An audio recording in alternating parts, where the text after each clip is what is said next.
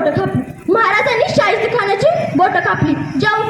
हे तर सर्वांनाच माहित आहे. जेव्हा महाराजांनी शाहिस्तेखानाची बोटं कापली तर शाहिस्तेखान हावरा बावरा होत इकडे तिकडे पळत होता.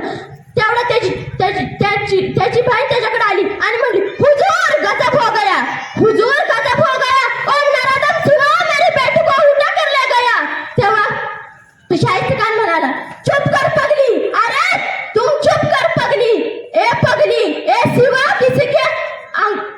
सिवा किसी की गर्दन मांग सकता है, ए सिवा किसी की गर्दन मांग सकता है, ए सिवा किसी की उंगलियां काट सकता है, लेकिन ए सिवा किसी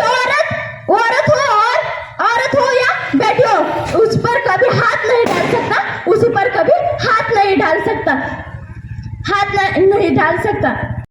अन्यायाविरुद्ध लढण्याचा इरादा त्याचा नेक होता. असा जिजाऊचा शुभ लाखात नाही तर जगात एक होता. आता तुमचा मावळा कसा म्हणतो, आम्ही दोन आणि आमचे दोन यांचा मिळून झाला चौकोन. दोन गेले, राहिलेल्यांना आधार कोण.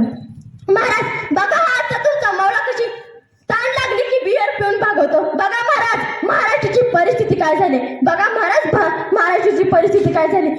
बायकोने छानला आत्महत्या करा, टेन्शन आलं आत्महत्या केला, पेपर अवघड गेला आत्महत्या करा. काय झालं महाराष्ट्राला. आपण महाराजांची प्रेरणा काय घेतली. महाराजांना किती संकट आले. महाराजांनी कधी असा विचार तरी केला का हो.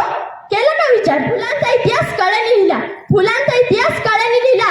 आजही आम्ही स्वाभिमानाने जगतो, कारण आमचा इतिहास राजे छत्रपतींनी लिहिला. आयुष्यभर शत्रूला नडला होता. प्रतापगडाच्या पायथ्याशी अफजलखानाला फाडला होता. पुण्यात शाहिस्तेखानाला पुरता कोंडला होता. पुरंदराच्या पायथ्याशी मिर्जाशी चातुर्याने लढला होता.